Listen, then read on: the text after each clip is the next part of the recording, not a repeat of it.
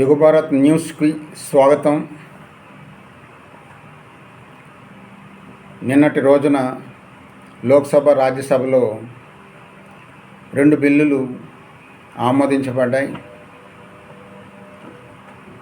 ఒకటి లోక్సభలో paper leakage నేరగాళ్లకు కఠినమైన శిక్షలతో ఒక బిల్లును ఆమోదించబడ్డది. రాజ్యసభలో వందే మాతర గీతాన్ని జాతీయ గీతానికి ఉన్న చట్టాన్ని అమలు జరుపుతూ ఆ బిల్లును కూడా ఏకగ్రీవంగా ఆమోదించడం జరిగింది. కాంగ్రెస్ పార్టీ ఈ 2 సభల్లో కూడా ప్రధాన ప్రతిపక్షం హోదాలో సఫలీకృతం కాలేకపోయింది.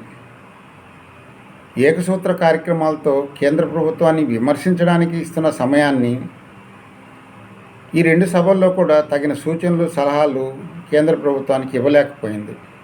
వీళ్ళది ఒకటే కార్యక్రమం.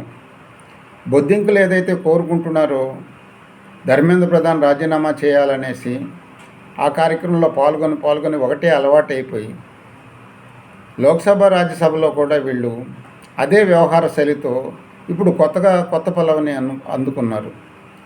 అదేంటంటే అమిత్ షా రాజీనామా చేయాలి. ఇప్పుడు అయ్యేది కొత్త సూత్రంగా వాళ్ళు ప్రజల ముందుకు తీసుకురావడానికి ప్రయత్నం చేస్తున్నారు.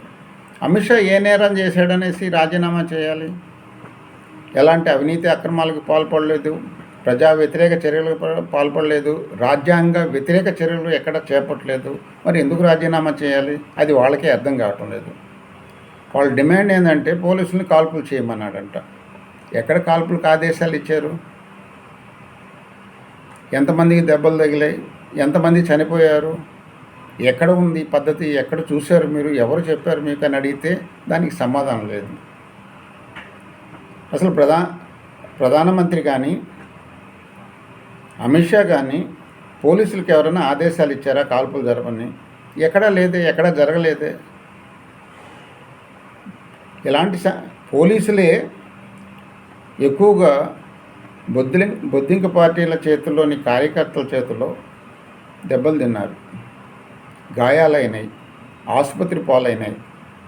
అనేక సంఘటనలు ప్రత్యక్ష రుజువుగా దేశ వ్యతిరేక శక్తులు ఆ కార్యక్రమంలో పాల్గొని ఎంతటి అరాచకాన్ని సృష్టించాలని కలలు కన్నారో ఆ కలల్ని నెరవేర్చుకోలేకపోయారు. దీనికి కారణం పోలీసులు సహనంగా వ్యవహరించడం, ఎక్కడా కాల్పులు జరపకపోవడం, వాళ్ళే ఆ బొద్దింకుల పార్టీల కార్యకర్తల చేతిలో నుంచి అవమానాలకు గురవుతున్నప్పటికీ కూడా ఓర్పుతో, నేర్పుతో కార్యక్రమాలను విజయవంతం చేసి పోలీసులే గాయాల పాలైనారు. వీటి విషయాల మీద చర్చించడానికి ఇచ్చినంత సమయం అమిత్ షా రాజీనామా చేయాలని మాట్లాడుతున్నంత సమయం పేపర్ లీకేజ్తో ఏర్పడినటువంటి సంఘటనల కారణంగా ధర్మేంద్ర ప్రధాన్ రాజీనామా చేసిన తర్వాత కొత్త బిల్లు ఆమోదం తీసుకొస్తున్న సమయంలో ఆ బిల్లులో ఇంకా పొందుపరచాల్సినటువంటి సూచనలు ఏమైనా ఉన్నాయా, సలహాలు ఏదన్నా ఉన్నాయా? ఒక్కటి కూడా కాంగ్రెస్ పార్టీ కానీ ఆ మిత్రపక్షాలు కానీ వారికి సహకరిస్తున్నటువంటి బొద్దింక పార్టీలు కానీ బొద్దింకల పార్టీ ఉద్యమంలో పాల్గొంటున్న విదేశీ శక్తులు కానీ ఎవరు కూడా కేంద్ర ప్రభుత్వానికి ఎలాంటి సలహాలు కానీ సూచనలు కానీ చేయకుండా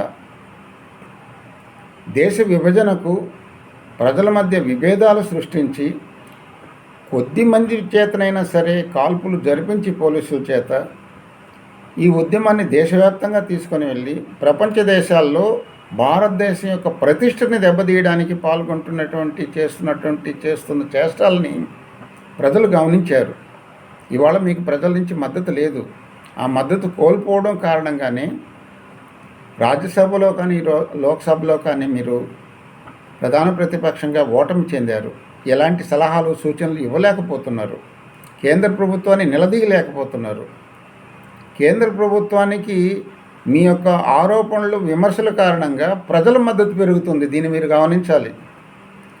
కాబట్టి ఇదే పద్ధతిలో మీరు వ్యవహరిస్తూ ఈ దేశం కోసం, ఈ భూమి కోసం మీరు పని చేయకపోతే ప్రజలు వచ్చే ఎన్నికల్లో కూడా మీకు మద్దతు ఇవ్వరనేది స్పష్టంగా చెప్తుంది. మీ విధానాలు కరెక్ట్ కాదు.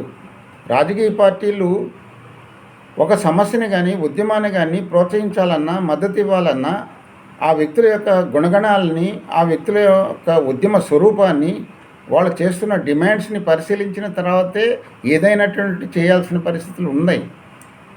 అవేవి పరిశీలించకుండా వాళ్ళు వైపు బొద్దింకల పార్టీ ఒకవైపు ఉద్యమాలు చేస్తూ, మీరు ప్రధానమంత్రి గృహం ముందు ధర్నాలు చేస్తూ